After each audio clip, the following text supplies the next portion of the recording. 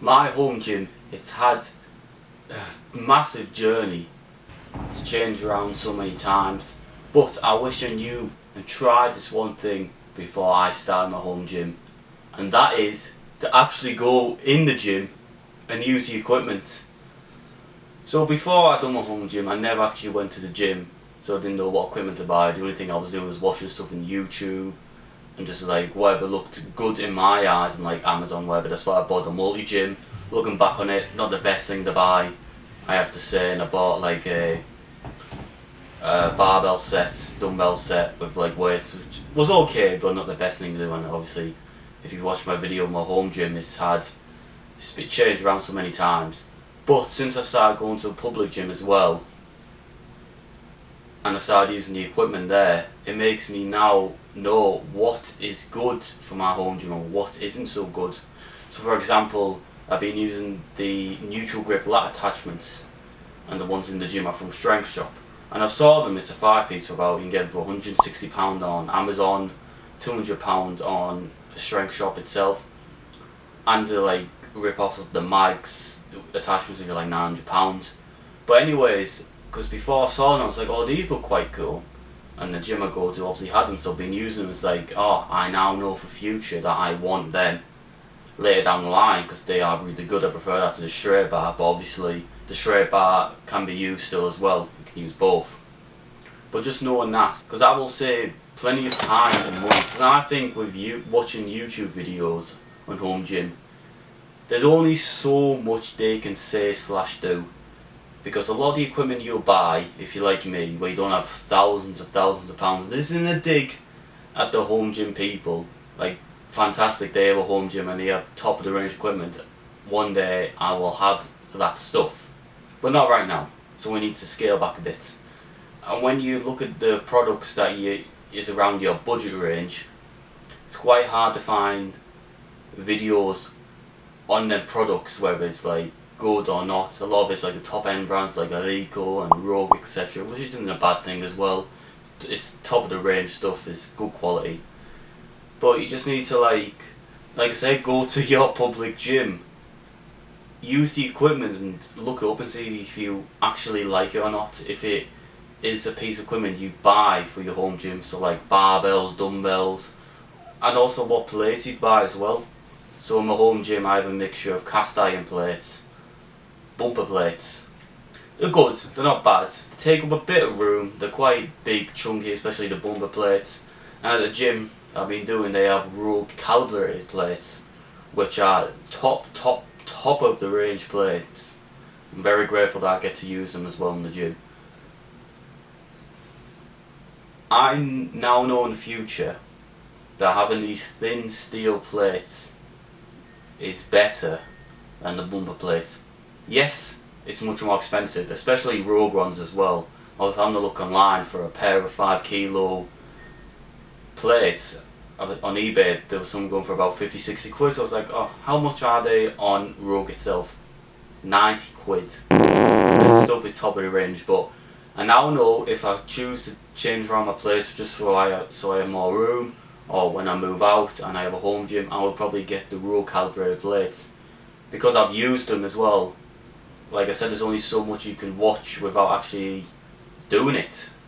Like testing the equipment out as well. So just like I said, go into your public gym that you go to, or even go around a few public gyms, like get a day pass or something for example, and use the equipment, see if that equipment's different from each other's. If you like that equipment, for example, that equipment isn't so good. So even like barbells as well, so I know a bit about barbells, about knurling, etc.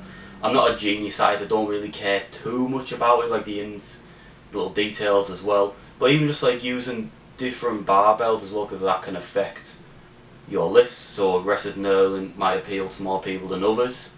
I'm not really a fan of aggressive knurling as well, and I wish I knew that, so because my ATX barbell has quite aggressive knurling, so it's a bit like sore on my hands basically. I'll still use it, of course. I think it's a brilliant bar.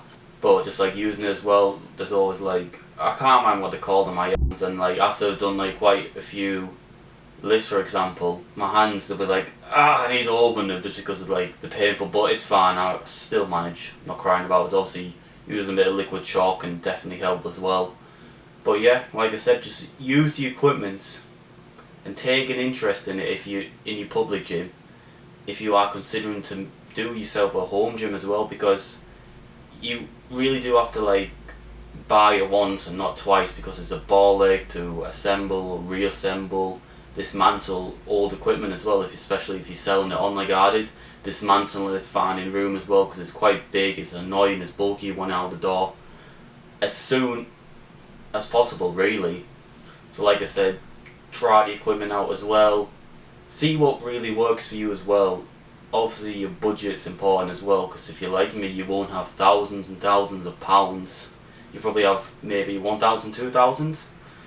In all honesty, 1,000, 2,000 can set you away pretty quickly. That can get you a power cage as well, a pretty good one as well, a barbell, some dumbbell handles as well, and a few plates. That can get you away for quite a long time before you may think about branching out to specialist bars like I did. I've also got an easy curl bar, if you can, a specialist, a Swiss bar, as well as a trap bar as well. And I will admit one thing, I did not use the trap bar before, or the Swiss bar before buying, so I was kind of going into them naked basically, not knowing too much. I've watched about 1 to 2 videos on both bars, but again it's not a load of it because it's not high end equipment, if you get me, so it's like kind of budget friendly. It's not many videos on it as well, which means later down the line I'll definitely make a video on them bars so I can recommend it to you guys if it's good or not worth the money. Like, take an interest in the equipment you're using as well.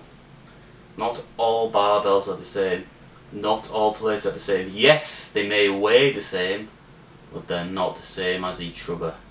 You take an interest and you start thinking, oh, this barbell's better for me because of the knurling, for example, than the other bar. Because even at the gym I train at now, I've used the Eleiko bar a few times, I've used the Strength Shot bar a few times, and it's like, which bar do I prefer? It's the same at home as well. I have a Strength Shot bar and the ATX bar, and sometimes I'll prefer the Strength Shot bar rather than the ATX bar for certain lifts as well. So just knowing that as well. Knowing the equipment is important, just getting to know it as well, reading up about it, what, like I said, watching a few videos, but actually using the equipment as well. So whenever I make future purchases from a home gym as well, it'll normally be stuff that I've tried in the public gym before I buy my home gym. So as well, I bought a neutral grip cable row as well. I use that in the public gym as well, and I bought one for myself as well, and I quite enjoy it.